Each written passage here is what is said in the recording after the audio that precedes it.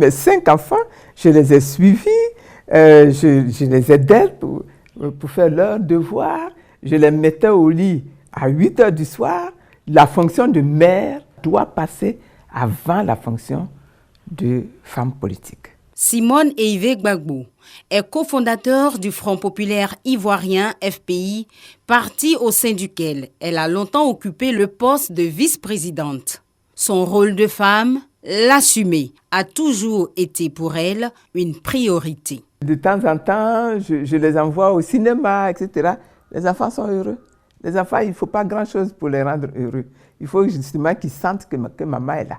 Et le mari aussi. Nous deux, on était dans la politique, donc il fallait qu'il comprenne. Mais de temps en temps, il faut lui faire le bon plat qu'il aime. Sa sauce graine avec son riz. Il faut lui faire ça, bien faire ça. Comme ça, au moins le dimanche, il est satisfait de manger la nourriture de son épouse. Anne Désirée Ouloto est engagée depuis les années 90 en politique au sein du Rassemblement des Républicains, devenu RHDP. Pour cette militante qui œuvre depuis longtemps, aux côtés du président de la République Alassane Ouattara, son engagement politique demeure un atout pour l'équilibre familial. La mère, c'est la sécurité de la famille. Les enfants ont besoin de leur maman quand ils reviennent de l'école. La maman doit aller à l'école s'assurer donc du bon comportement de son enfant, s'assurer donc de ce que l'enfant travaille bien à l'école pour rencontrer les professeurs. Fort heureusement, aujourd'hui, ce sont des missions qui sont partagées dans le couple. La mère et le père peuvent chacun à tour de rôle se rendre à l'école. Je crois que c'est cette conciliation des deux dans le couple, du père et de la mère, ce jeu de rôle qui va permettre donc à la mère d'assumer pleinement ses missions de politique, de femme politique. La mère, c'est cette touche maternelle, pleine d'affection pour sa famille. Et l'engagement de ces femmes politiciennes tend à le démontrer. La secrétaire générale adjointe de l'UDPCI, Evelyne Talikpon, a su concilier vie familiale et vie politique. Quand je dois sortir de la maison, le matin, je m'assure que tout se passe bien, que mes enfants ont pris leur petit déjeuner, mon époux, tout va bien à son niveau et que tout dont ils ont besoin à la maison, tout est mis en place. Et je le fais, je m'occupe des enfants. Je m'occupe même, souvent quand je suis là, je fais le ménage chez moi à la maison. En Côte d'Ivoire, l'entrée des femmes en politique s'est faite progressivement. Elles ont fini par s'imposer. Mais cette adéquation ne les met pas à l'abri des sacrifices intimement liés à la vie politique. Tu dois aller par exemple à un meeting et puis tu vois ton enfant qui ne veut pas te laisser partir. C'est un peu difficile quelquefois, mais on est obligé de le faire parce que nous avions décidé de faire la politique. Au début, lorsque nous avons créé le Front populaire ivoirien en 1990, vous savez, pendant 6 mois, j'étais obligée de déménager mes enfants dans la maison d'une amie.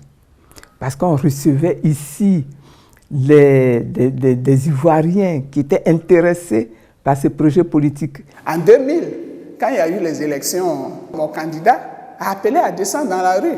Et moi, j'étais parmi ceux qui sont descendus dans la rue.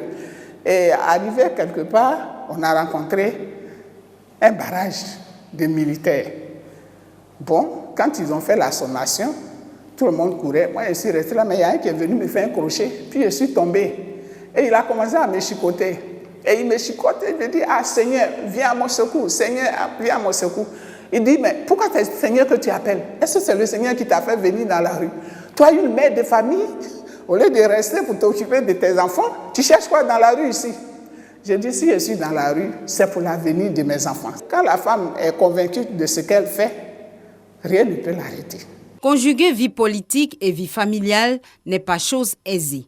Le réussir dépend d'une bonne organisation, d'une bonne communication, selon ces femmes. Dans toute chose, si tu n'as pas une organisation rationnelle autour de toi, tu ne peux pas avancer. Mais il faut aussi avoir une vision. Et moi, j'ai toujours travaillé par objectif.